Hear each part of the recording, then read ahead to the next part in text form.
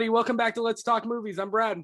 I'm Miguel, guys. And this is another bonus episode. We are talking episode 1020 of The Walking Dead, Splinter. Okay, we have that level. Okay. All right, I guess I got to match that level, guys. All right. You got to match that level right now. I didn't know that was a title. Yep, it was called Splinter because she had the splinter in her hand. It was literally one scene, and they made that the fucking title. It was a title. They are lost. I'm sorry.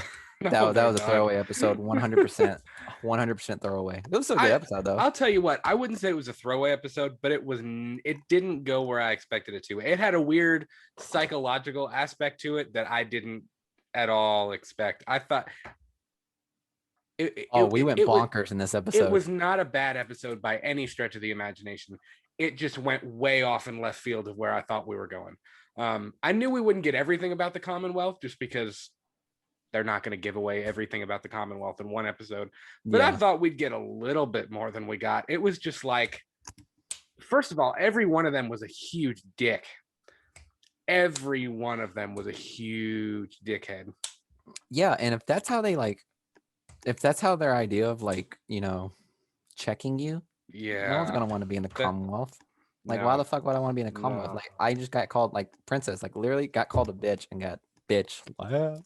Yeah. So it was really bad, but it'd be interesting to see how this all plays out. By the way, I'm gonna let you know right now, Princess is by far one of my favorite characters now. I hope she survives. She's hilarious. I do too. Whenever Princess was after Ezekiel was kicking the shit out of the guard, and then it turned out to be Princess, I was like, holy shit. Yeah. We live now. This woman is gone. I love it. Yeah. And then her reasoning behind it, I was cracking up at it. I love her. The ADD, the ADHD, the depression, the anxiety, what did she say about loneliness? The everlasting loneliness, and then my imaginary scenarios to help me cope with all of it. I'm like, Jesus, I love this girl. It was cool. You had a good week so far? Pretty good. I mean, at this point, yeah. Now that I just saw that episode, I'm hyped. That just made me that brightened my day. Yeah, it was a good one. It was decent. So let's hop right into this thing. So first note I made was that these Commonwealth soldiers are not playing around, and as I said a minute ago, they seem like complete douchebags. There was no the guy who was in the train car was who was talking to Princess. He said about this is just their screening thing, and this is how they test people to make sure that they're not their intentions are pure and that they can bring them back. It's like you just said, who would want to go through that and then be like, oh yeah, sure, you're a good guy, I'll go with you. Yeah, exactly. No, you locked me in a train car for hours and you separated me from all my people. You clocked Yumiko in the face with the butt of a rifle. We still don't know how Yumiko is. I mean, her shit might look like Negan got a hold of her. I mean, who knows? I don't know. It was that bad. They made it like it was pretty bad. I assume it's something rough because A, she passed out. B, they wouldn't show it, and they kept it pretty secluded. That was one thing that I did like about this episode is that everything felt secluded because they filmed 90% of the episode took place in the train car. No, 90% of this took place in Princess's head. Let's be honest. Yeah, I mean really did. That's pretty much true. It did, but it was shot really well. And again, that goes back to everything we've said about the last 3 episodes since this extension of season 10 happened. That was COVID related. Really good. They did all that because of COVID. Do you think so? I'm almost certain they had the extra time. Maybe they were like, you know what, this is a perfect opportunity to do this because of COVID. I don't know if they're using different cameras or different lenses or the color grading is different, but just the cinematography and the way it's shot, the way they set up shots, the way that it's all the focus drags. I mean, it looks different, but I really like it. It reminds me of OG, season 1 and 2 Walking Dead. And they kind of got away from that. If you look at, I guarantee you, when we have when this is on DVD or on Netflix, and we can finally watch season 10 all the way through, episode 16 looks a whole lot different than episode 17. I would bet money. It has a different feel to it, and I wonder if that's what they were going for. like on purpose. Yeah, I agree. It's just I don't know. I was really surprised with the way like whenever I saw that they were being thrown into the train, I was like, did that remind you back in I don't know, it was like season And 3? Terminus, Yeah, in Terminus. yeah, a little bit. Yeah, like I was like, oh shit, here we go. They're about to recap it on This these. is gonna If be gonna only be Rick again. I They're wanted I screwing wanted with the wrong people. I wanted Princess to say that so bad. It would have been Yeah, such a callback. It would have been so beautiful. be But more of a callback if Rick showed up. I know, They're right? If screwing with Rick just comes out of nowhere. the. But I think the reason why they like put them in separate cars is because they probably would have put everyone in the same cart, but because of COVID and trying to be restrictive, they probably Oh, put everyone in separate. Do you think I that's probably what happened, or you I think that's don't actually know. part of I the mean, story? it might be because yes, you're telling a story, but I know in the world we're living in, you got to find a way to tell that story in you know Have it make sense. in the guidelines of Hmm. what's going on in the world. I mean, if you look at, I'm sure they're all COVID tested all the time. Hmm. I know a lot of movie sets. I mean, their cast and crew have to be COVID tested like almost daily. I mean, it's like constantly they all have to be COVID tested. And even in some of the behind the scenes reels and like the sizzle reels from these extended 6 episodes, um, like when they're filming, I think the one Greg Nicotero was directing, and they were rehearsing before the shot, and like even the walkers in all Had the mask. prosthetic makeup and everything, the actors, they all have face shields on, and they're like, when right before he says action, they say face shields off, and like a PA runs over and grabs the face shield, and then they start the shot. So I mean, like, they're taking the precautions. But back to the train car thing, I almost thought the train car thing was more of a Commonwealth thing, because I think they don't want them together because they don't want them to be able to speak to each other, which is kind of stupid because they could speak to each other through the cars anyways. Like, they could hear each I don't other. know. I don't know if that's But true. You know that for a fact. I have no I idea. didn't know what was real, what was not. By the time I saw that scene with Ezekiel and Princess, I was like, okay, I don't know where Yeah. we are, because it clearly shows that. Because if they were able to talk to each other, then Princess wouldn't have like lost her shit then. You know what I Yeah, mean? probably not. So obviously they weren't at the same location.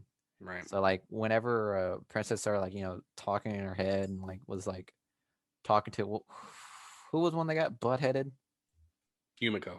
Yumiko. Like when she was talking to Yumiko, like she wasn't talking to Yumiko, she was talking to herself.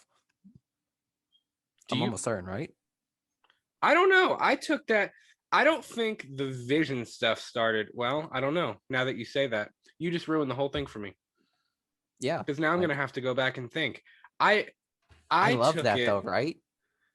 Like Yeah, that's pretty I'd love creative, the reason actually. why I love this show so much, or this episode in particular, is because it really did a mind fuck. It pulled a what's it called? Inception ish kind of thing. You know what Yeah. I mean? Like you were overthinking. Like she's talking to all these people, but it turned out to be all in her head, just to prove Yeah. to her Yeah. like how Yeah. messed up this person is. Right. And I think that was absolutely baller. That was a smart move. I actually Yeah. liked it. Well, and I think the other thing that made that kind of cool is the fact that so much of it was set in a train car. It felt claustrophobic, and you could almost feel like when she was, what was the state capitals thing? I have When no she was clue. reciting all the state capitals, um, and the way she was talking, and then once we realized that a lot of it was like psychological and it was in her imagination and in her own head, it almost made you feel her anxiety, and it made you feel the claustrophobia of like sitting in the train car Hmm. because you couldn't see what was going on outside. So I thought that Exactly. was really creative, and I think it kind of added even another layer to to her state of anxiety and her delusion. Um, I like Princess. I think she was trying to do the right thing. I think she's only been with them with a week, so she's still trying to like figure out her role. But I think she cares for Yumiko. I think she feels a little bit of guilt for going for the Commonwealth soldiers' knife when they had Yeah. them cornered, Yeah. because She she knows if kind of the same situation as Daryl, the guilt he felt for Glenn, because if Daryl wouldn't have punched Negan, Glenn probably wouldn't have died. yeah, exactly. If Princess wouldn't have gone for the knife, they probably wouldn't have hurt Yumiko. but and that's the other thing about this show is we've always seen that you got to we see our characters make the wrong decisions sometimes, and they got to deal with that. You got to live with that. Whatever happens, you have to find a way to deal with it. What do you think of her backstory of her dad beating her and talking about her childhood? Just what do you think about that? It explains a lot. Mm-hmm. It explains a lot of her mental state. Because hell, you grow up in that type of childhood, fuck you up for a good period of time until you're able to come to terms with it all. And I'm not surprised she has all that shit based on the backstory that she gave. It was very traumatic, to be honest. It was very traumatic. And she kind of seems like even when we first met her, she seems like a really nervous, traumatized, I'm okay, but I'm not, like that. You know what I mean? And that I'm not, I don't say that to be, rude at all to anyone who ever suffers from trauma or anything like that. But that's how I felt that from her character from the minute we saw her, even before we knew anything about her. And I mean, that's how Paolo Lazaro, I believe that's her name, the actress, she did a really good job portraying that. I don't know if they knew about these extended 6 episodes prior to that, but I really liked it. I thought it was cool. Well, you see, now you're making me rethink the whole friggin' thing. Was her talking to Eugene real? 100% fake, all in her head. You don't think she got it? But then was her coming out of the train car real? Who wrote this episode? Yeah, no. AMC, who wrote this? Greg Nicotero, was it you? Angela Kang, was it you? Who wrote this? Who did this? No, okay. Because I'm confused now. All of it probably wasn't in her head, but I think it was the point where whenever like she realized that it was her like beating the shit out of that guy, that stormtrooper. Which, by the way, I'm calling them stormtroopers now. That's because that's exactly what they look like. I have a friend at work who her and her husband watch, and she said her daughter walked in and said, "Is that a stormtrooper?" Yeah. It was pretty funny when I saw that. I was like, I need these costumes. I need to be wearing that. That's my Halloween. They're pretty dope looking, and they're faithful to the comic book too. It's spot on the way it looks in the comic book, which is pretty cool. So yeah, I guess I don't. When Eugene was speaking some truth to her, I don't know if that was real or not. Are you talking about whenever she was saying, whenever Eugene was like, "Don't do anything stupid." Yeah, like what are you doing? Like what are you doing? Like we're not this person. Like we're not gonna go sneaking around like trying to double cross them. We got to prove to them that like we're okay. Like we're okay to talk to and be with. And she was like, no, you don't understand. Blah, blah, blah, blah. As she went on and did her own thing. Mm-hmm. But you have me questioning whether her talking to Yumiko before she passed out and whether her talking to Eugene really happened or not. Because the whole Ezekiel thing with him coming in the roof was not real. Not real. And then her talking to Ezekiel through the fence, right? Yeah. Yeah. Well, yeah, because he was like all buddy, like laughing with walkers and stuff. I thought that was kind of fun and kind of creative. Because like, when do you ever see them like laughing with walkers? Exactly. You know? I'm sure that guy, that specific like zombie, like that actor, he was probably like, I can't wait to just act like a zombie. I got it all set out, and he was like, I'm gonna need you to laugh. They had fun doing that. Well, you know how The Walking Dead has like the zombie school, like they have like a training that all of the extras have to take, and they got all this like how to act dead and how to do the moaning and all that stuff. And then they were like, "You're gonna put on this Hawaiian shirt and act cool." Like, and that I'm sure they had 1 or 2 reactions. They were either like, "Are you kidding me?" or they were like, "This is awesome. This is sweet." They're like, I went through 6 months of zombie school for this. I'm not okay.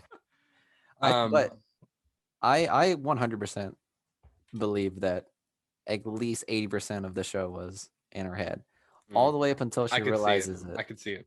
Yeah. So like I don't know. So what did you think of this episode in regards to like? Because I know you said that it was a little dull, but like now after me explaining it, what do you think? It was definitely a layered episode.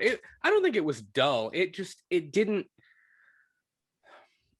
move around as much as I thought it was. It was a little bit more stationary. We stayed in that train car pretty much. Like I said, we saw the train car and we saw that interrogation room where the Commonwealth soldiers had Princess. I thought that was really strange. They made her strip naked, and I don't know if they hosed her off or something like that. I guess searching her for weapons.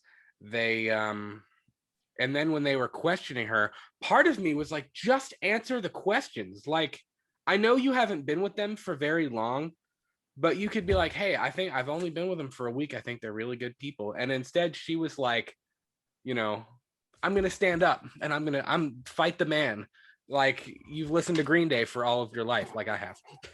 like down with the establishment. The SpongeBob thing.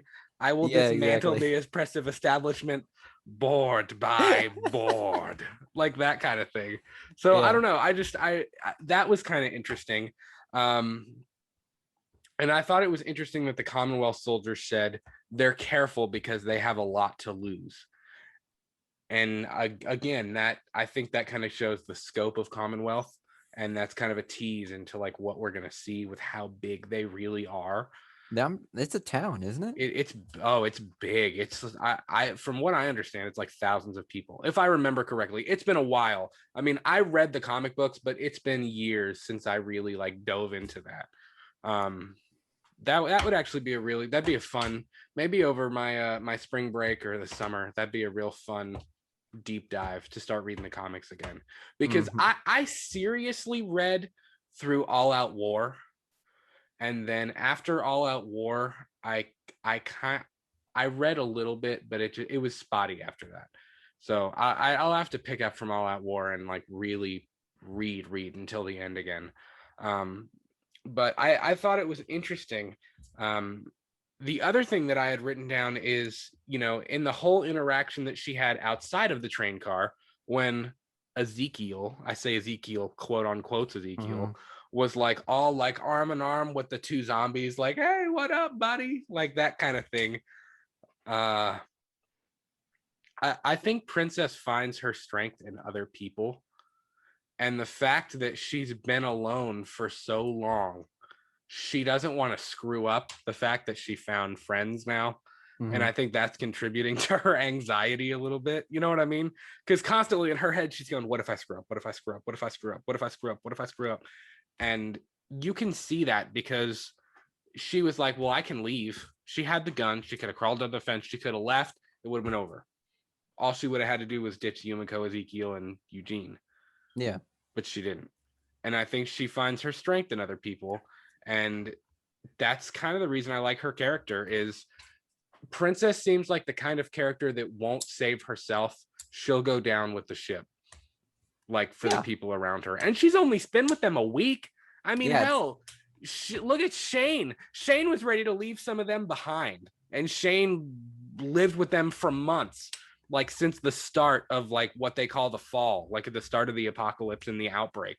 Mm-hmm. So I don't know. I think she's cool. I really like her character a I lot. do too. I think I want her to meet like the rest of the group so bad. Yeah, me I too. just I just want to see her interact because Well, something that you saying that made me think of it. Something else that I didn't even realize is the Whisperer War is over now. mm-hmm. They still don't realize that the Whisperer War is over. Remember, they went to go get help. Eugene was like, hey, we need numbers. We need people to fight these guys. They didn't know that um Hilltop, or maybe they did know Hilltop was gone. I don't remember. Maybe. How long have they been gone? It's been about a year, right? No. No, it hasn't been that long. Since the end of the war? I don't If I'm not mistaken. I don't know. I don't These know. these these I'd extra have to, episodes had fucked my mind up with these timeline jumps. Like I can't even tell like how long it's especially been. the Find Me The episode, the yeah, the Daryl and Daryl Leah one. episode. That was like 3 years later, 6 months before, 2 years behind, 4 years later, 1 year later, 6 months. I was like, holy crap, man. Stay in one place for more than like 2 seconds. Each episode has mind fucked us at some level. But Let's be yeah, I honest. don't know exactly. I want to say it's only a few weeks maybe after the Whisperer War thing is over. I don't, unless it was happening at the same time, and where we just saw Aaron and Gabriel in the last episode with Robert Patrick. That's before this or after this. I don't know. I really don't know. See, This whole Yeah, episode has exactly. been one like it's playing with my brain a little bit. I don't know. I don't know where. I don't know. I'm confused. But I'm 100% all for it. I love it. good episode. I thought it Yeah, was really good. for sure. Last thing I had, that Commonwealth guy who was like, okay, we have an understanding. We're cool. I'll tell them we're cool. When he opened the door and he was like, I got her. And they were all standing there with the black bags over their head.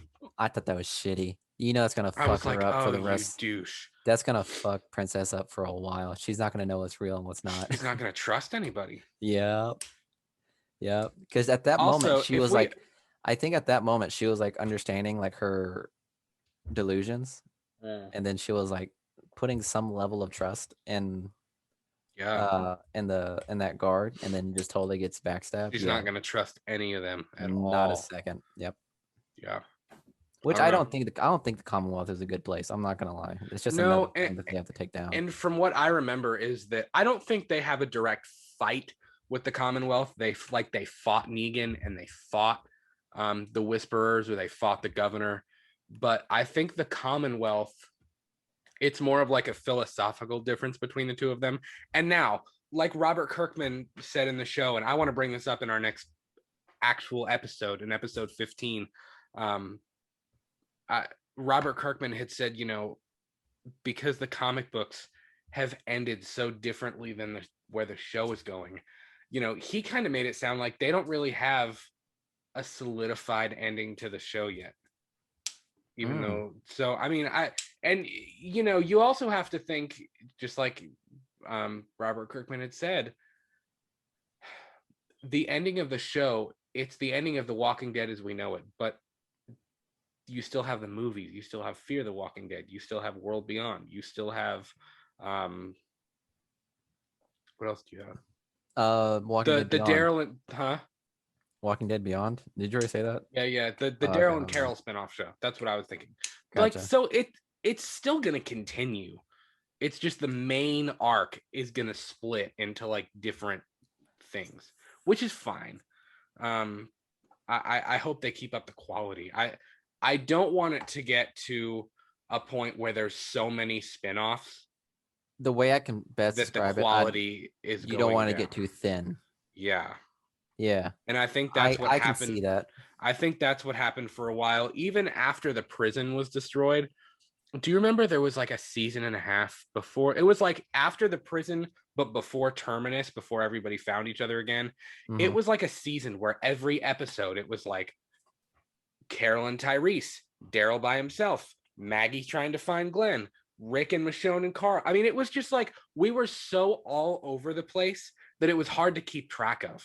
And it was just like monotonous and long. And I don't want this to be like that, where it's just so much and it's so you like you said, you don't want to spread it out too thin, and that's kind of my fear. But I don't think they'll do that. I think they're smart enough, and I think Angela Kang has brought enough as the showrunner, that they'll find a creative way to end it and still leave it open for to keep telling that story. Because I mean, it is fun. It's fun to think about, like, what would the world be like 15, 20 years after the apocalypse? You know what I mean? Yeah. Like when the zombies are starting to get run down, because that's established in the comic books. Like the zombie, at the end of the Walking Dead comic books in the final issue, zombies are rare. Like they've decomposed to a point where like they're not even really a threat anymore. Like it's just the remaining people that are left. Like zombies are rare to see. So Huh. I wonder if we're going to get to a point in the show where it's kind of like that. I don't think we will. It's kind of getting that way, to be honest. Have you noticed? Because I think that moment, I think that point where you remember when Aaron and Gabriel were like trying to pull the zombie out and Mm-hmm. the arms just fell apart. I think it's kind of hinting at that. The fact that these zombies are just like falling apart. And that's interesting. Huh. I Yeah, didn't that's think an about it like interesting that. thought. Yeah. Yeah. And then at that point, it's just gonna be about rebuilding, and it's gonna be about Mm-hmm. battling different different Well, different places that have different ideologies. You know what Right. I mean? It's gonna be like rising civilization again, and people finding different civilizations that have different Mhm. um ideologies and how the world Yeah. works now. Well, That'd and be interesting. that would be the problem is, you have, and it's just like what I think what they're sowing the seeds for with Commonwealth is that people in Commonwealth want to live a much different way than people in Alexandria do. You know what I Mm-hmm. mean? And Mm-hmm. that's where I think they're going to clash a little bit, and they're going to be like, well, we're bigger, so you should be like us. And that's kind of how the did you watch any of World Beyond at all? No. The CRM is kind of like that, the Civil Republic military, who's kind of in charge now.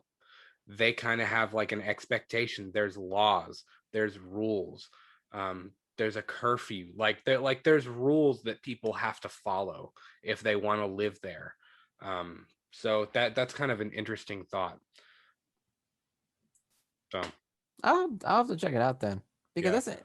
Man, you actually made me that's a really good thinker right there. Hmm. Because I don't It's really think it's an about it as much. interesting Because it's point. like when you think of like The Walking Dead, you just assume like these zombies are gonna keep going forever.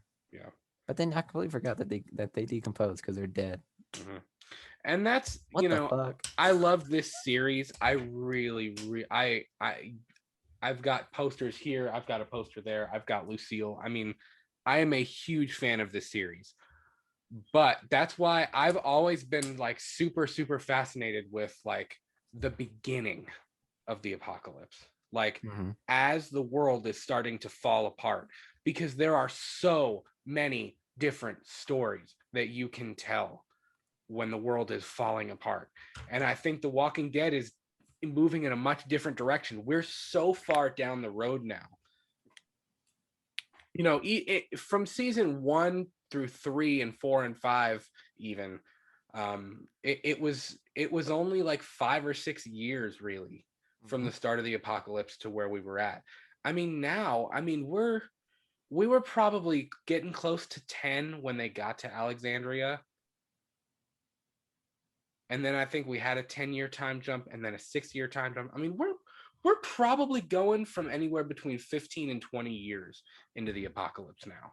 And they So all I look mean, the same. like, I know, right? Yeah. Nobody's aged. So I mean, like, except Carol with her long ass gray hair. But I mean, it's just it's interesting. That's why the zombie apocalypse like subgenre has always interested me, because there's so many different stories to tell, and it's such an interesting concept of like, what do people do when there's no government anymore? Like when people can really do whatever they want and they have to survive, and it's every man for himself. What do you do? So Fuck shit up. No. I don't know. I think it's interesting. But alrighty, guys, that is gonna do it for us in another episode. In another episode of Let's Talk Movies. We would love to thank you for taking the time to hang out with us. And if you would, please let us know, what did you think of this week's episode of The Walking Dead? Next week on episode 15, we are talking the absolute madness surrounding the DCEU right now and the release of the Snyderverse, and all the controversy surrounding the restoration of the Snyderverse and releasing the Ayer cut of Suicide Squad. You will not want to miss it. So here's what I need you to do. I don't typically ask this. If you're watching on YouTube, like this video, leave us a comment, subscribe to our channel so that you get that. Our full Snyder cut is on that channel. And if you are listening on Spotify or Apple Podcasts or Google Podcasts or wherever you're listening, please tweet at us at We Talk the Movies. Let us know what you thought of The Walking Dead. We post there at least once a day. Let us know what you are thinking, and be sure to share our videos. And just, we want to hear from you. That's the biggest thing. I want to hear from you. We both want to hear from you. We want to hear what you have to say. So, new episodes drop at 8 p.m. on Monday evenings, Eastern Standard Time. We'll talk to y'all soon. Goodbye. Peace. Peace.